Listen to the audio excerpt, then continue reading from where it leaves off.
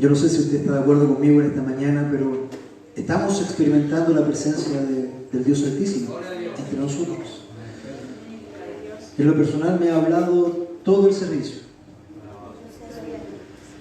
Al principio cantábamos en libertad, no solamente libertad del pecado y de la condenación, sino que también tenemos libertad del temor.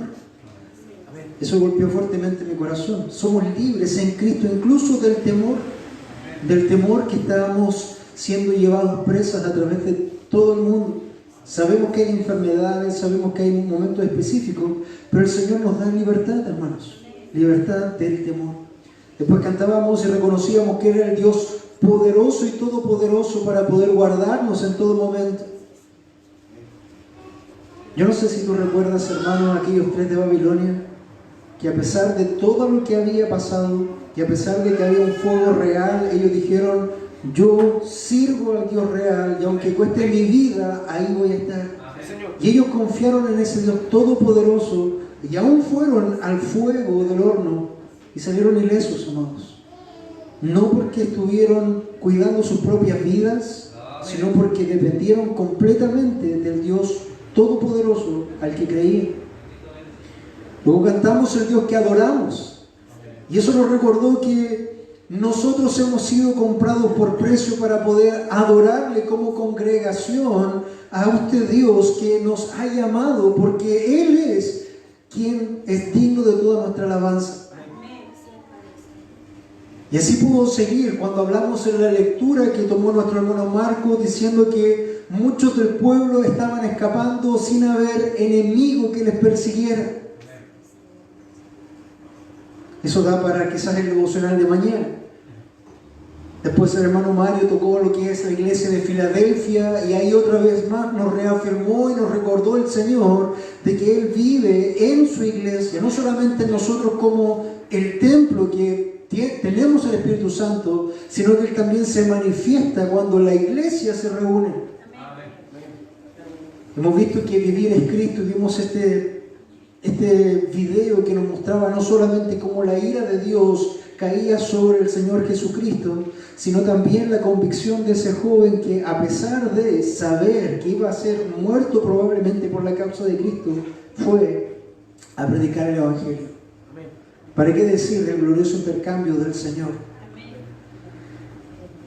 Podríamos quizás haber hecho una predicación de todo eso, pero hermanos, qué gozo es estar con ustedes otra vez, juntos en armonía.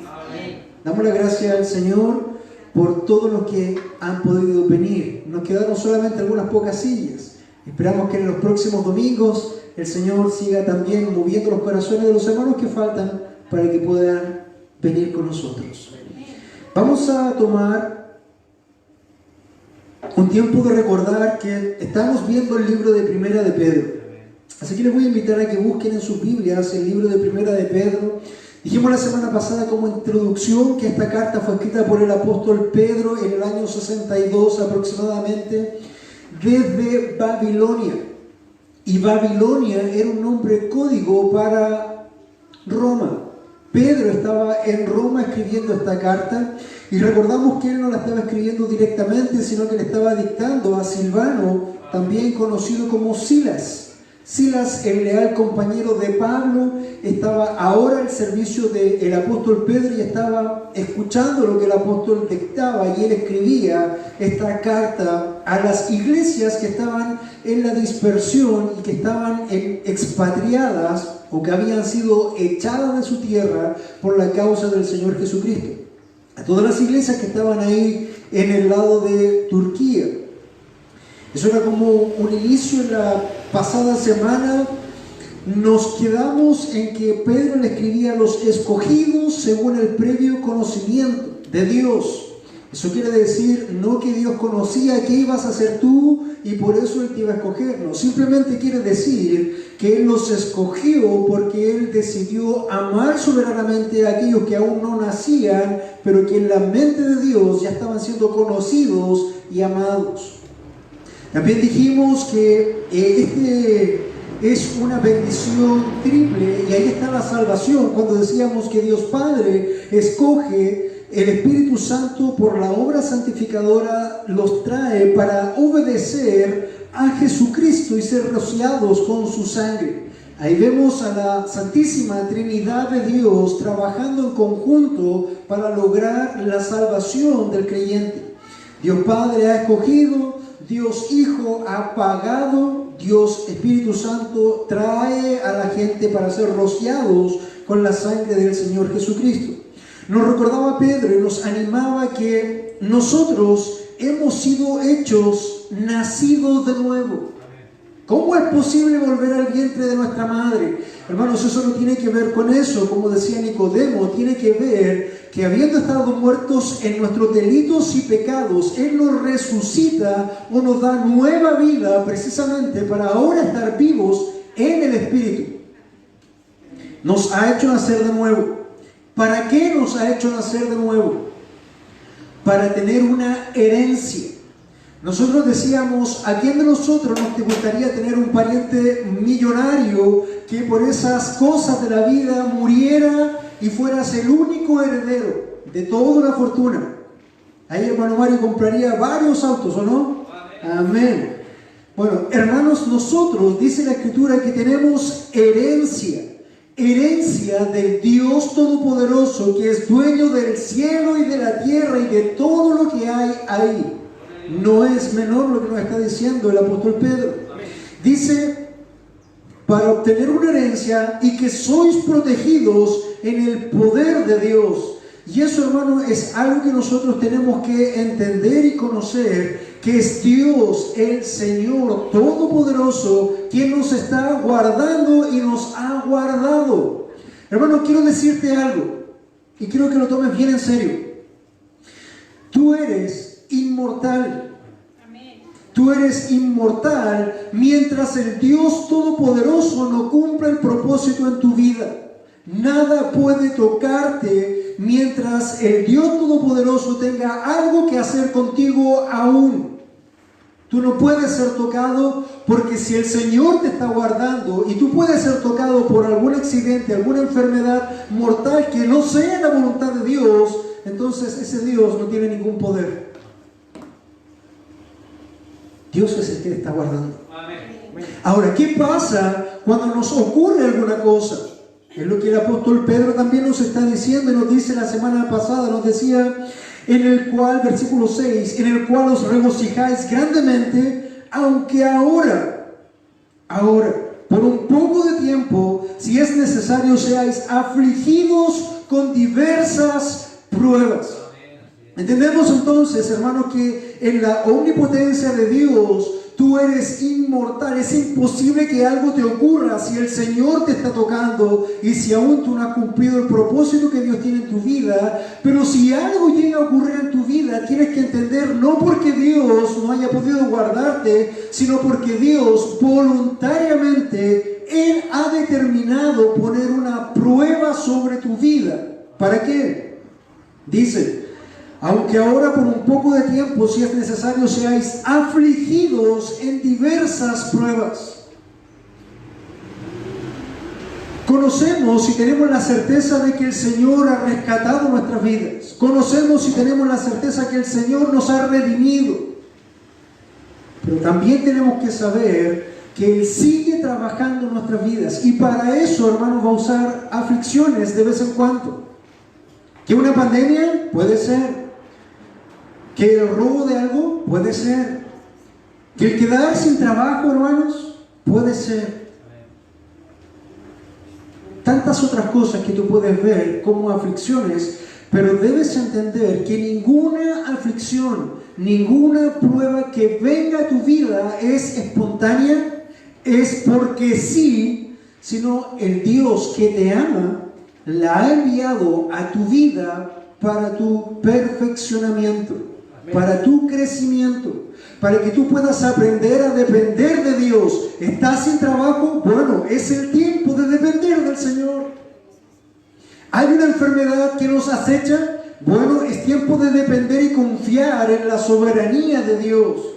Eso nos llama a ser incautos o a lanzarnos de un techo para tirarnos de cabeza a ver si Dios nos salva. No. De hecho, quiero contar un poco con respecto a eso, en cuanto a lo que es precisamente el confiar en la soberanía de Dios versus lo que dice el Señor, contentar a Dios.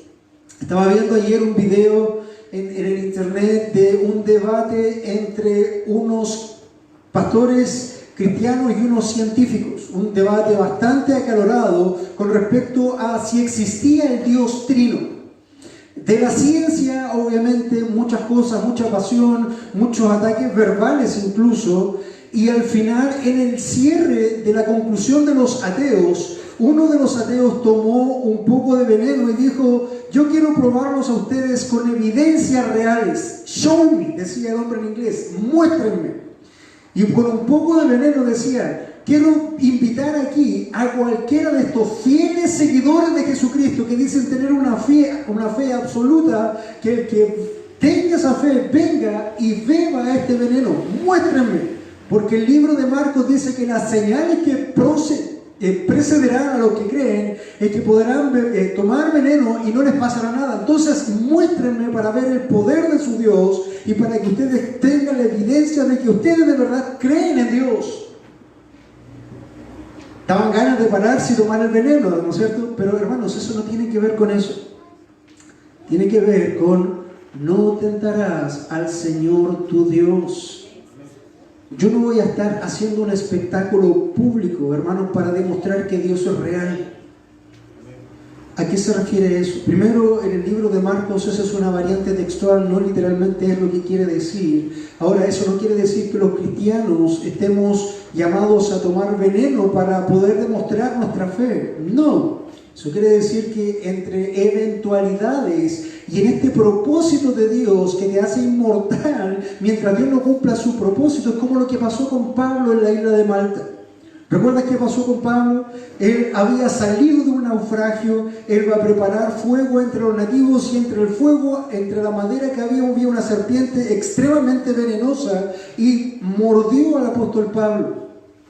Los lugareños dijeron: quizás, ¿qué ha hecho este hombre contra los dioses? Porque se salvó de un naufragio, pero ahora una serpiente mortal lo ha mordido. Ellos esperaban que Pablo muriera. ¿Qué pasó con Pablo? No pasó absolutamente nada. ¿Por qué? Porque Dios Todopoderoso tenía un propósito con él que había de cumplir. ¿Pablo estaba buscando ser mordido por las serpientes? No. Eso ocurrió, hermanos. Entonces, fíjate que esa es la diferencia entre la confianza del Dios Todopoderoso y el andar buscando qué ocurre. En el día de hoy, hermanos, tenemos todas las normas correspondientes, legales, incluso tenemos toda una documentación, hermano Marcos, si me puedes prestar un poquito la documentación creada. ¿Por qué? Hay una discusión y un debate en el mundo cristiano si debemos reunirnos físicamente, no debemos reunirnos físicamente, y hay muchas opiniones. La Escritura dice que nos debemos someter a la autoridad y eso es verdad. En nuestro caso, en Chile, la orden es, de acuerdo al diario oficial, es no mantener reuniones de más de 50 personas. Esa es la norma. Se ha creado todo un protocolo de acción y de cuidados en la iglesia en caso de ser fiscalizado. ¿Por qué? Porque no estamos desobedeciendo la norma. Ustedes que están presentes están separados a 1,20 m de distancia y algunos en este momento, ya que están solos, están con todas las medidas de protección necesarias. Entonces, mis amados hermanos, nosotros como iglesia hemos evaluado, hemos orado y hemos buscado ser fieles a Dios y no transgredir la norma de la autoridad. Y por eso hoy día estamos aquí. Pero no obstante a ello, esto todavía viene a ser una prueba de Dios. Todavía Dios está probando nuestros corazones. Todavía Dios está probando. ¿Para qué? Dios está probando, mis amados hermanos, como dice la Escritura, para que nuestra prueba de nuestra fe sea hallada en alabanza, gloria y honor en la revelación de Jesucristo. La prueba es lo que Dios usa, hermano, para mostrar, no a Él, a ti, cómo estás delante del Señor. para probar tu fe. Y no es la iglesia, no es el pastor o los diáconos que están probando tu fe, es el Señor. Es el Señor. Eso es lo que nosotros estábamos viendo la semana pasada con respecto a este ánimo en medio de la aflicción. Hermanos, nuestros corazones sin duda podían estar afligidos cuando estábamos encerrados en nuestras casas, con todos los medios atacando, de 1000 muertos acá, 1000 muertos allá. ¿Y qué hacía tu corazón? ¿Encerrados en qué? En temor. Pero el Señor ha venido ¿para qué? Para hacernos libres, libres del pecado, de la condenación y del temor. Y si ha de tomar nuestras vidas, hermanos, que a Él pueda hacerlo, puesto que si tú eres muerto por alguna causa, ¿cuál es tu destino? Es vida eterna, hermanos. Amén, así es. Un ateo decía: yo no entiendo a ustedes los cristianos que hablan y hablan de la vida eterna, de que hablan y hablan de un Dios todopoderoso, pero yo les pregunto a ustedes, ¿quién quiere morir ahora? ¿Saben cuántos dijeron: para mí el morir es Cristo? Ninguno, hermanos. Ninguno. Entonces, toda esta evidencia, toda esta prueba la que Dios permite para ir probando a su iglesia en este tiempo. Y no estoy hablando de esta iglesia local, estoy hablando de toda la iglesia en el mundo, en los continentes, en los idiomas. ¿Cuál es el propósito de la carta de Pedro? Probar a su iglesia en aflicción por un poco de tiempo, para que nuestra fe probada sea más preciosa que el oro. Eso como una introducción, hermanos, de lo que vimos la semana pasada. El día de hoy nos vamos a parar en 1 de Pedro 1, 13 al 21, que lleva como título una santidad refinada en la aflicción. Una santidad refinada en la aflicción. Por favor, si usted me acompaña en su Biblia, 1 de Pedro 1, del 13 al 21, dice lo siguiente. Dice: por tanto, ceñid vuestro entendimiento para la acción, sed sobrios en espíritu, poned vuestra esperanza completamente en la gracia que se os traerá en la revelación de Jesucristo. Como hijos obedientes, no os conforméis a los deseos que antes teníais en vuestra ignorancia, sino que así como aquel que os llamó es santo, así también sed vosotros santos en toda nuestra manera de vivir. Porque escrito está: sed santos porque yo soy santo. Y si invocáis como Padre a aquel que imparcialmente juzga según la obra de cada uno, conducíos en temor durante el tiempo de vuestra peregrinación, sabiendo que no fuisteis redimidos en vuestra vana manera de vivir, heredada de vuestros padres, como cosas perecederas como oro o plata, sino con sangre preciosa, como de un cordero sin tacha y sin mancha, la sangre de Cristo. Porque Él estaba preparado desde antes de la fundación del mundo, pero se ha manifestado en estos últimos tiempos por amor a vosotros, que por medio de Él sois creyentes en Dios, que le resucitó de entre los muertos y le dio gloria, de manera que vuestra fe y esperanza sean en Dios. Padre Santo, con temor y temblor vamos delante de su presencia en esta mañana. Señor, conoces que nuestro único deseo es amarte sobre todas las cosas, con nuestra mente, nuestra alma y con todas nuestras fuerzas. Es lo que nos has dicho en tu palabra. Ese es tu gran mandamiento. Amarás a Dios con toda tu alma y con toda tu mente y con todas tus fuerzas. Señor, es en ese temor, en ese temblor de querer agradarte, que en esta mañana nos hemos reunido para tu gloria y con gozo una vez más en este lugar. Señor, quiero pedirte que en esta mañana también tú seas redarguyendo, que seas hablando, que seas exhortando, Señor, que seas quebrantando nuestras vidas cuando sea necesario. Señor, ¿cuántos de nosotros ni siquiera deberíamos estar delante de tu presencia, puesto que ¿quién de nosotros guarda una santidad perfecta?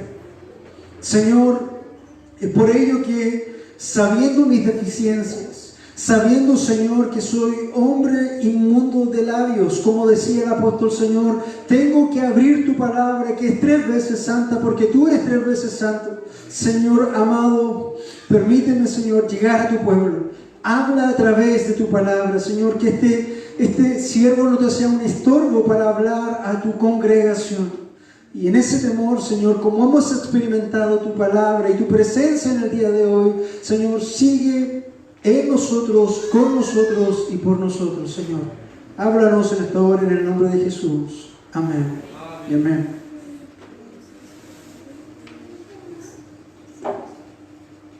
Cuando nosotros, amados hermanos, entendemos que la palabra de Dios comienza con un por tanto, porque o algo, la palabra de Dios hace referencia a todo lo que el escritor había dicho antes.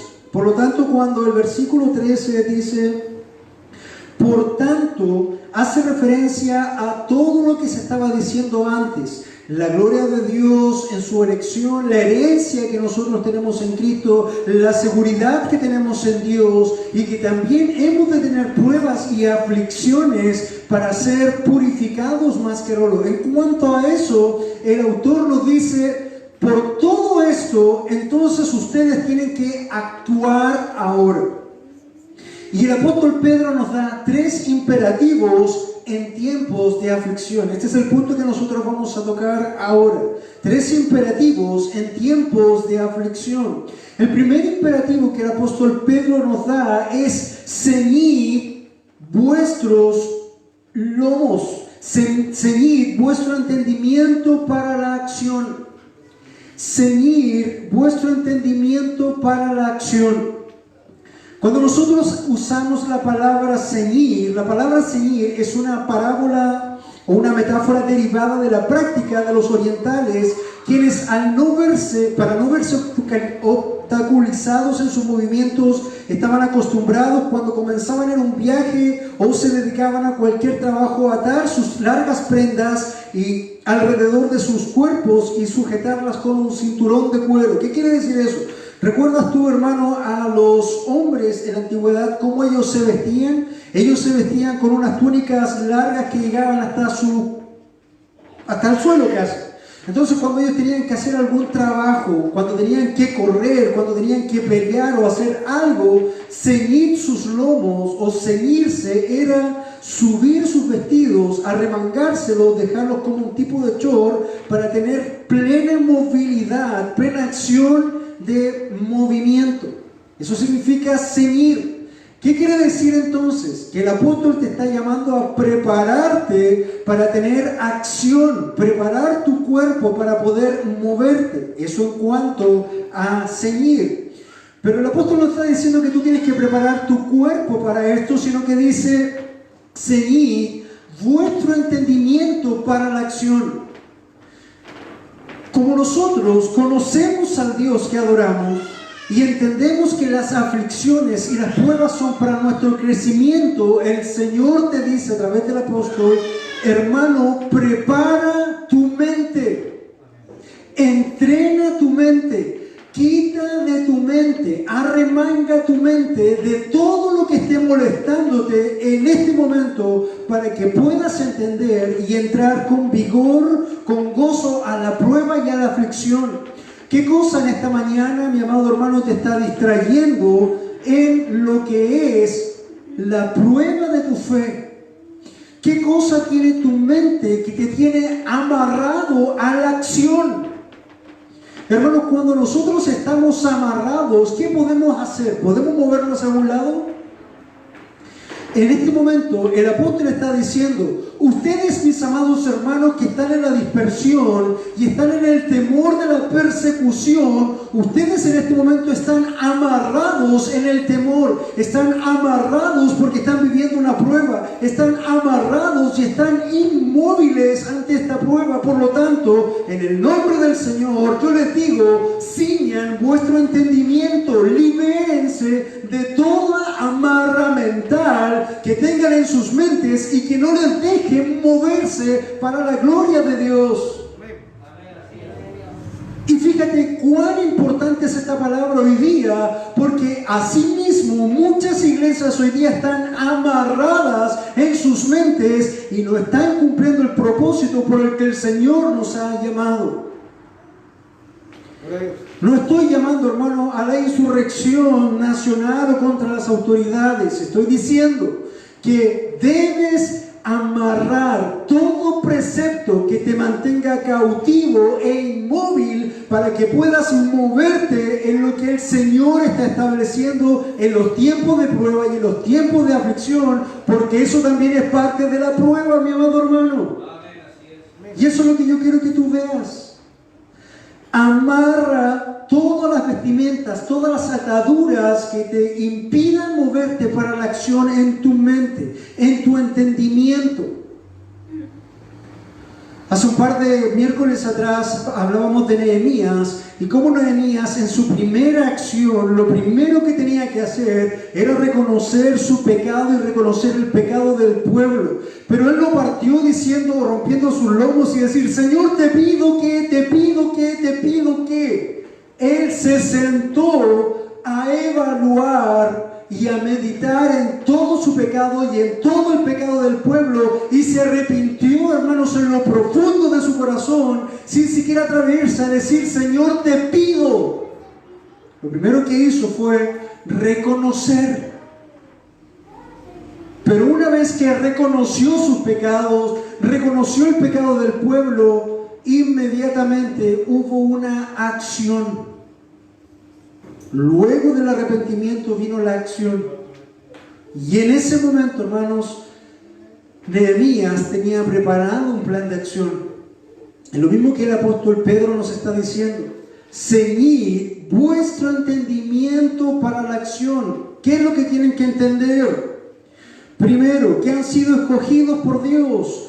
Segundo, que Dios Padre antes de la fundación del mundo les escogió, que el Espíritu Santo les ha santificado para que la sangre del Señor Jesucristo que fue derramada sea rociada sobre ustedes. Eso deben entender. Deben entender también, hermanos, que hay una herencia preparada para ustedes que es imperecedera, que es eterna, que nadie, hermano, en esta tierra va a poder tomarla jamás, ni siquiera la pueden imaginar. Eso es lo que tienes que entender. Debes entender que es Dios mismo, este Dios todopoderoso en sus atributos, el que te guarda. Y hermanos, debes entender también de que este mismo Dios es el que te pone a prueba para que tu fe sea purificada. Entendiendo todo esto, entonces ciñe tu entendimiento, prepara tu entendimiento para que ninguna amarra mental te estorbe cuando tengas que accionar para la gloria de Dios, para la prueba y refinamiento de tu fe. Ese es el primer imperativo que el apóstol te da: ciñe tu entendimiento para la acción. Porque, hermanos, si no ciñes tu entendimiento, vas a quedar amarrado, vas a quedar quieto, vas a quedar sin movimiento.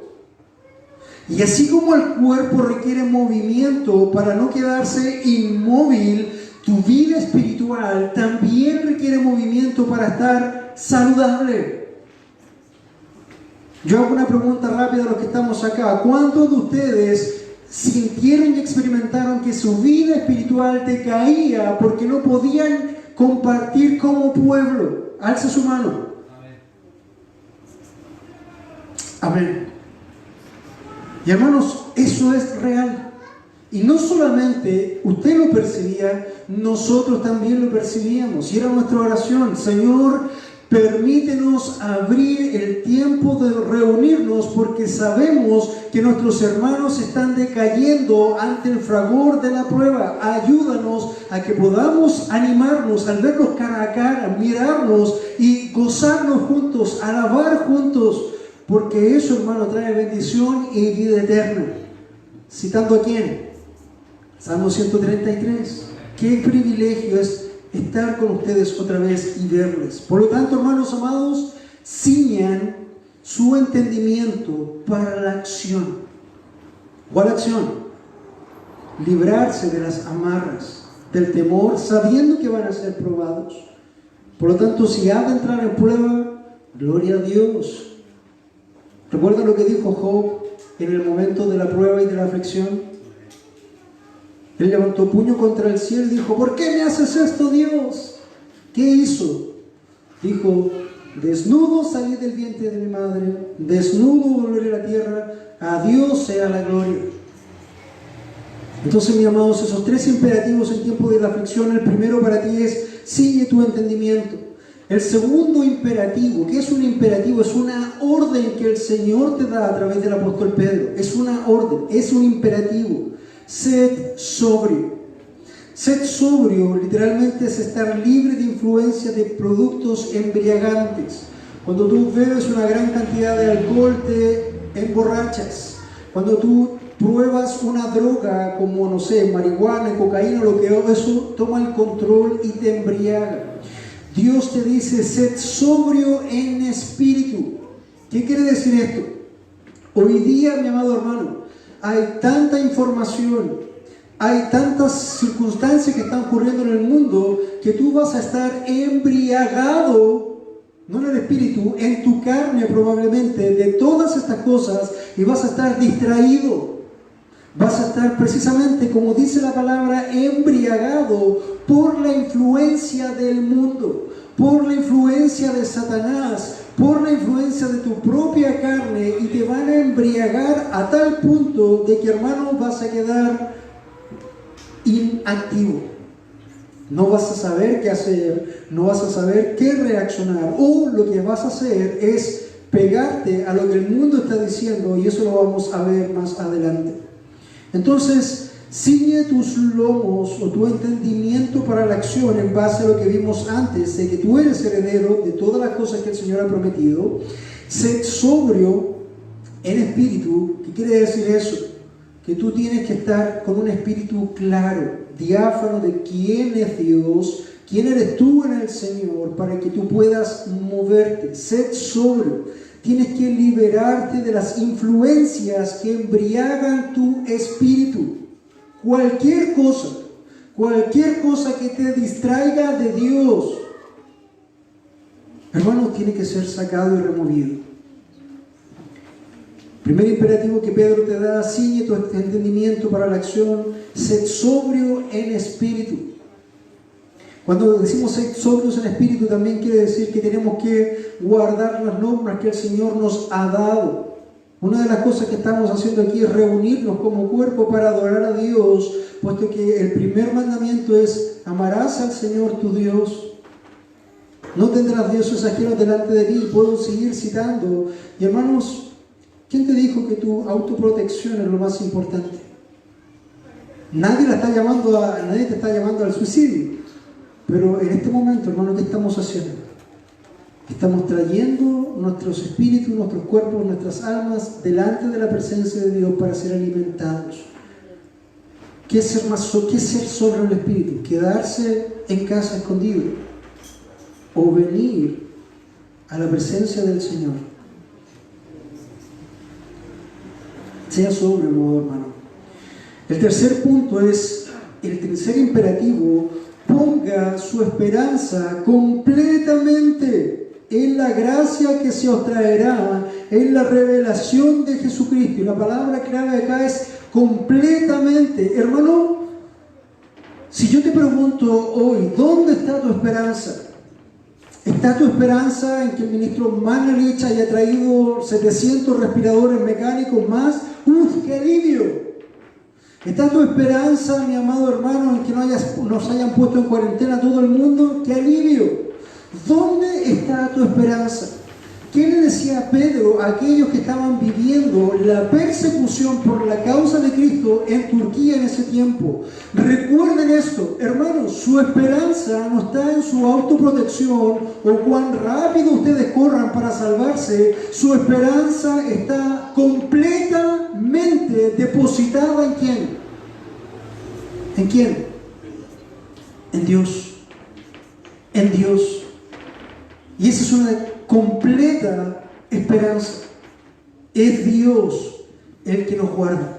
Es Dios el que nos da la vida, es Dios el que nos prospera, es Dios el que nos pone en prueba, es Dios el que nos quita de la prueba, es Dios el que nos da la salvación, es Dios el que nos da la vida, es Dios el que quita la vida. Hermano, todo es de Dios.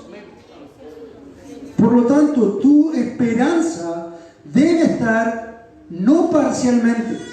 Esto no es como yo hago mi parte, Señor, y tú haces tu parte. No. Dice, pon tu esperanza completa en el Señor. Esa palabra completa era teleios, que es absolutamente todo lo que hay, debes depositarlo ahí, en esa confianza. Poned vuestra esperanza completamente en la gracia que se os traerá. ¿Cuándo? En la revelación de Jesucristo. Hermanos, ¿por qué lo llama la esperanza? ¿Has visto a Jesucristo hoy? No lo hemos visto literalmente, hemos percibido su presencia. Dios ha estado en medio de nosotros y en nosotros, pero la promesa que el Señor ha dado a tener esa redención completa no es aquí y ahora, sino cuando Él se ha revelado y nos tome con Él. Por eso se está llamando a tener una esperanza completa, porque Dios, que no es hombre, no miente. Entonces, hermano amado, estos tres imperativos en tiempo de aflicción son para nosotros la iglesia del Señor Jesucristo, y esta prueba es precisamente para refinar no solamente nuestra fe, sino también nuestra santidad. Ceñid vuestro entendimiento para la acción, sed sobrios en espíritu, poned vuestra esperanza completamente en la gracia que se traerá en la revelación de Jesucristo. ¿Vas a tener aflicción en esta vida? ¿Vas a tener pruebas de Dios? Sí. Estas son las tres cosas que tienes que hacer para enfrentar la aflicción. Un segundo punto. Me gozo, hermano, con la distracción de llanto de los niños. Realmente se echaba tanto de menos eso. Ante unas semanas atrás, por 5 semanas, estaba solamente predicándole a una cámara. Hoy día están acá. Eso es un gozo. Quiero dar gracias. Así que no es una incomodidad, es un gozo. Un segundo punto que nosotros vamos a ver en esta mañana es consagrados en santidad como hijos de Dios. La aflicción nos ayuda a refinar nuestra santidad y nos ayuda a refinar también nuestra consagración a Dios en santidad. Eso es 1 de Pedro 1, 14 al 17. Dice el versículo 14, si estás ahí en tu Biblia, dice, como hijos.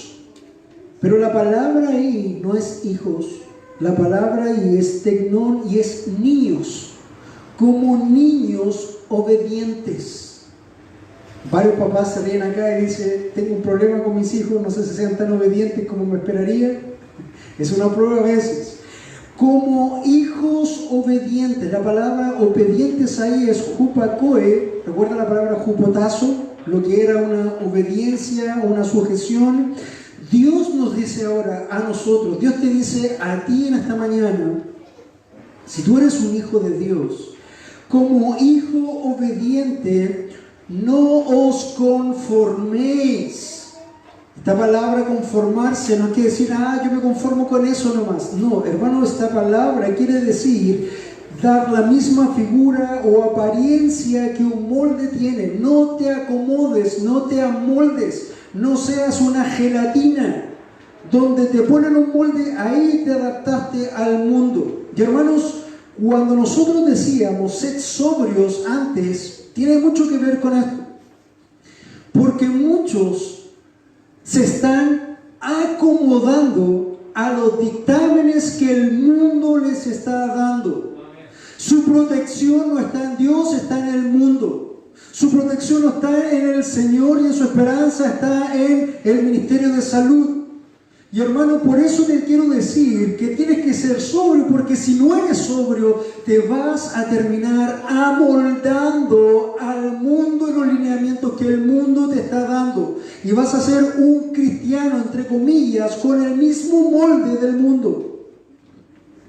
No os conforméis a los deseos que antes teníais en vuestra ignorancia, Antes podíamos amoldarnos al mundo y a nadie le afectaba. ¿Por qué? Porque éramos unos ignorantes, porque no sabíamos cuál era la buena, agradable y perfecta palabra de Dios. Pero si hoy conoces la palabra de Dios, entonces, hermano, sé sobrio y no te amoldes a lo que el mundo te está diciendo. ¿En qué parte de la iglesia, de la escritura dice, sed iguales al mundo?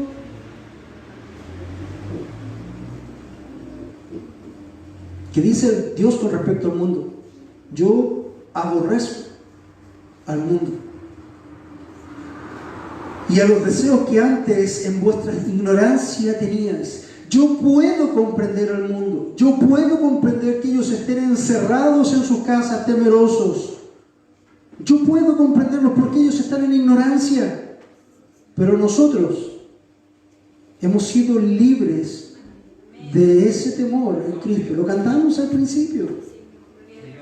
Amado hermano, quiero citar una frase que dijo Pastor Zucker estos días, Pastor Zucker Michelén, que dijo lo siguiente con respecto a conformarse o a tomar el molde del mundo.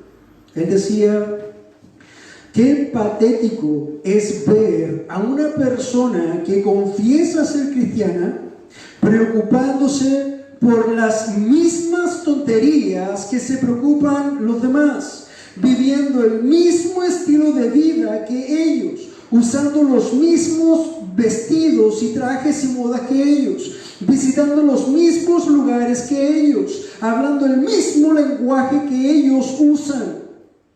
¿Y todo esto para qué?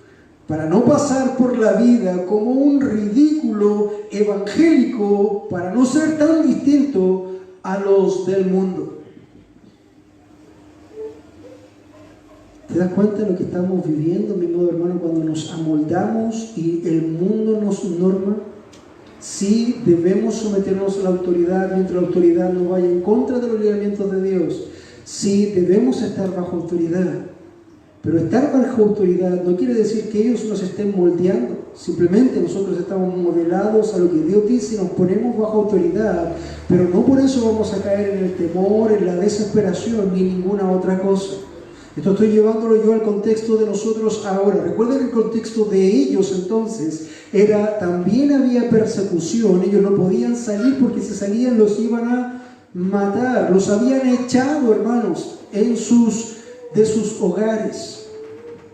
Pero esto también aplica a los creyentes a través de los tiempos que han pasado un sinnúmero de aflicciones, y en este momento también aplica a nosotros que estamos pasando por un tiempo puntual de prueba. ¿Porque Dios es malo? ¿Porque Dios no nos ama? No, hermano, porque Dios te ama y está purificando y probando tu fe. Eso es lo que tienes que entender. Debemos estar consagrados en santidad como hijos de Dios. ¿Por qué en santidad? ¿Y por qué no debemos amoldarnos al mundo? ¿Quién de ustedes ha visto al mundo persiguiendo un estándar moral o de santidad? ¿Cuál es la música más escuchada hoy día por los jóvenes? ¿Himnos? No, ¿verdad? Tú escuchas un tutum tum pum, turum tum tum, con letras que son santas. Hermanos, el mundo nunca te va a llevar a santidad. Por eso no debes amoldarte al mundo ni a sus normas. Dice el versículo 15, sino que así como aquel que os llamó es santo. ¿Quién te llamó a ti? Te llamó el Señor. Así como el que te llamó es santo, así también sed ustedes santos en toda vuestra manera de vivir. Y esto, mi amado hermano, no es un estándar tremendamente impositivo legalista, porque no te lo estoy imponiendo yo, ni la iglesia, ni nadie más. Te lo está imponiendo ¿quién? Por favor, ¿quién te impone esto? No te escucho. ¿Quién lo impone? Hermano, ¿cuál es el estándar? ¿Quién está poniendo el estándar aquí?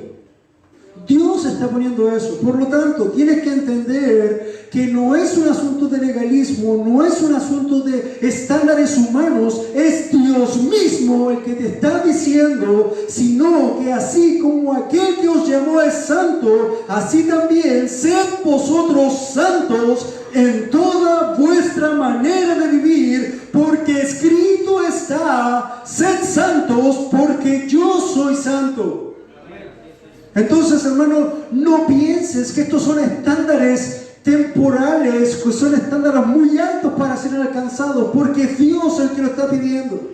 Y si Dios, hermano, te ha capacitado inicialmente, decías que el Espíritu Santo te ha santificado, quiere decir que te ha dado herramientas para poder alcanzar ese estándar, no por tus propias fuerzas, sino porque Él mismo puso su Espíritu Santo en ti. Y si tú consideras que esto es muy alto, entonces examina, porque quizás el Espíritu Santo de Dios no está en ti. Gloria a Dios. Tienes razón. Leíamos el libro de Levítico en la mañana y nos recordaba que el pueblo en ese momento que no obedecía a Dios andaban escapándose y muriéndose entre los collados y los valles de enemigos que no tenían. Estaban huyendo sin que nadie les persiguiera. Y hermanos, el libro de Levítico también nos recuerda lo mismo que el apóstol Pedro está diciendo aquí. La ley de Dios que sigue vigente en nuestros corazones, porque Cristo la ha pagado y la ha puesto ahí, dice: porque yo soy el Señor vuestro Dios, por tanto, consagraos y sed santos, porque yo soy santo.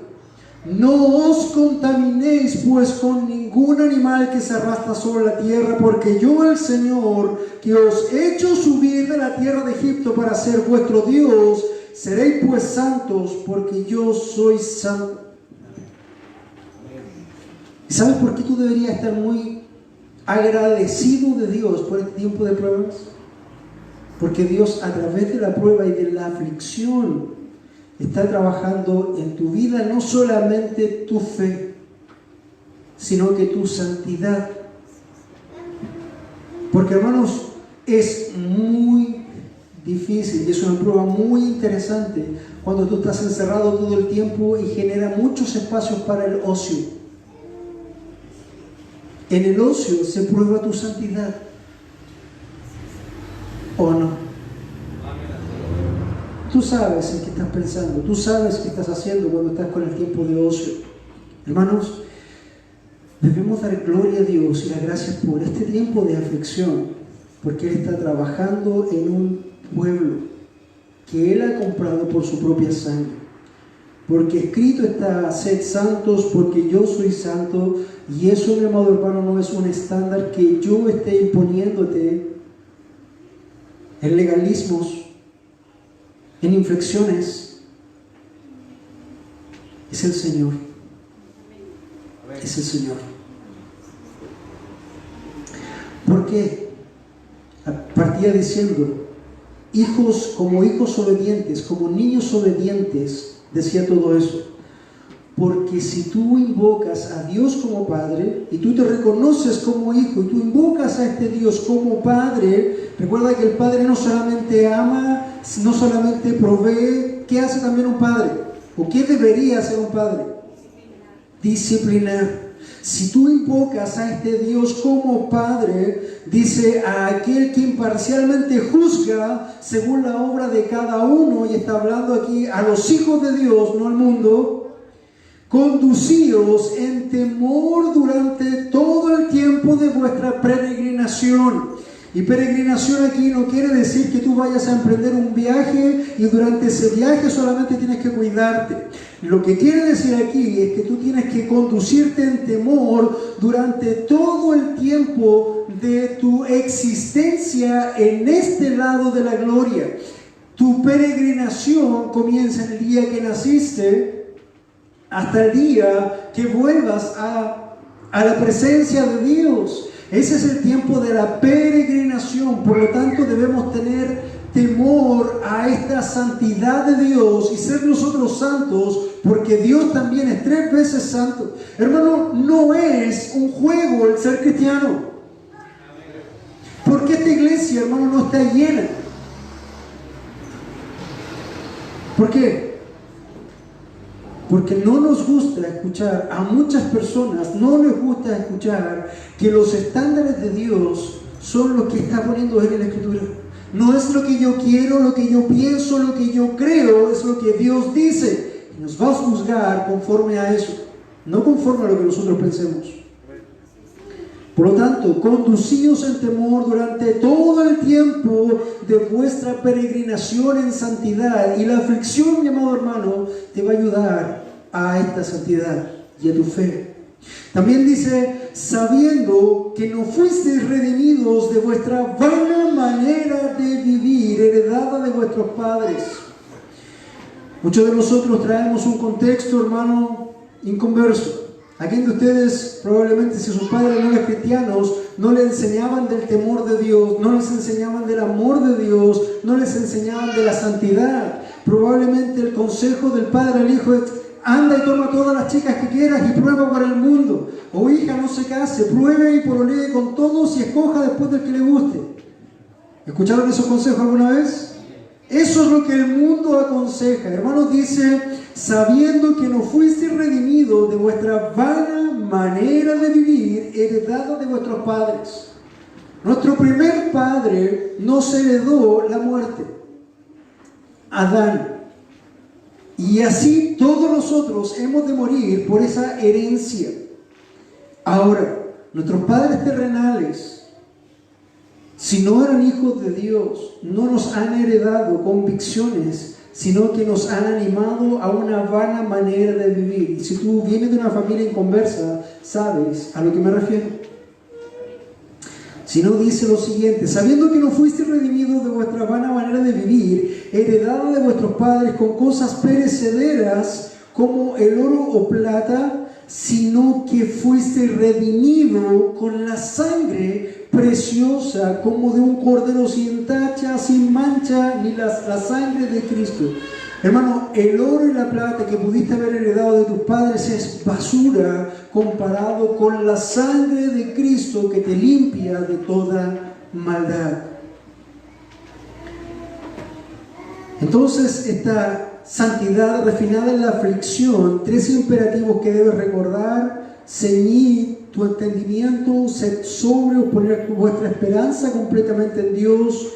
Un segundo punto es consagrados en santidad como hijos de Dios, porque no soy yo el pastor, ni el hermano Mario, ni nosotros los que estamos definiendo los estándares a seguir, sino que es Dios quien nos ha comprado por la preciosa sangre del Señor, que ha puesto sus lineamientos. Hermano Marco hizo este documento, que es un documento profesional de un prevencionista de riesgo.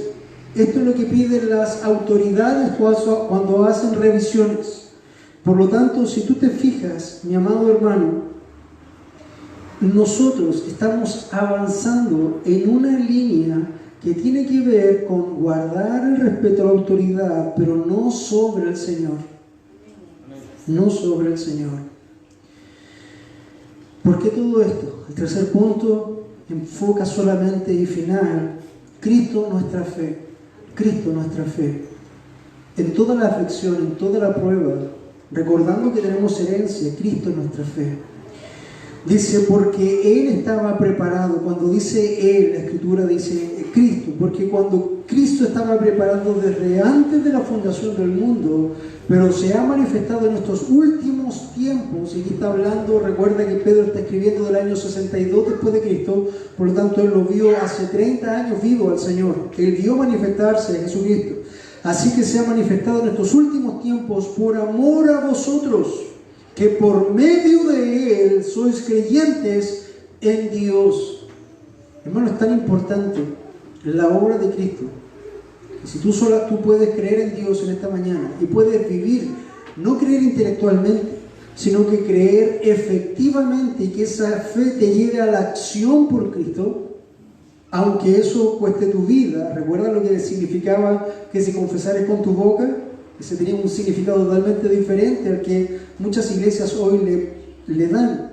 Pero si nosotros podemos creer hoy, es por la causa de Cristo. por medio de Él somos creyentes en Dios. Todo está calzado, la obra del Padre, la obra del Hijo, la obra del Espíritu Santo está calzado en eso. Que le resucitó de entre los muertos y le dio gloria de vuestra manera de vuestra fe, de manera que vuestra fe y esperanza sean en Dios. Y con eso quiero cerrar el día de hoy, con esa última frase. De manera que vuestra fe y esperanza sean en Dios, no en el Estado, no en la OMS, no en su propio criterio, sino que en Dios. Porque Dios es el que va a pedir cuenta conforme a sus estándares.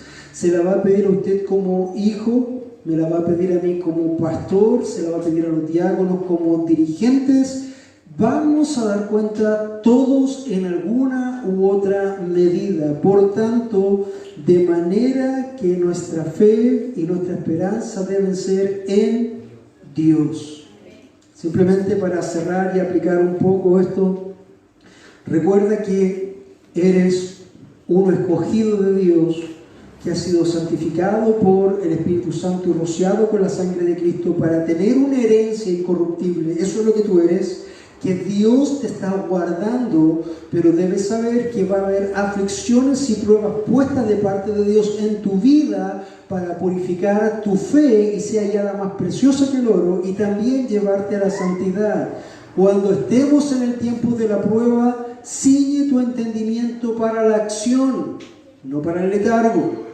Sea sobrio y no esté embriagado con el mundo, sino que diríjase por lo que Dios le dice. Tercero, ponga su esperanza completamente, no parcialmente.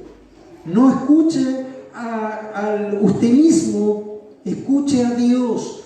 Ponga su esperanza completamente en la gracia que se os traerá en la revelación de Cristo. Después, sea consagrado en santidad como hijo de Dios. Hermano, esto es difícil. La santidad es muy difícil. No es imposible. Porque tenemos un enemigo que es brutal y que está todos los días luchando contra nosotros. Y es el primer... Cuando tú vas al baño en la mañana, Él siempre aparece ahí enfrente de tu espejo. Siempre está ahí. Todos los días, luchando en contra de tu santidad.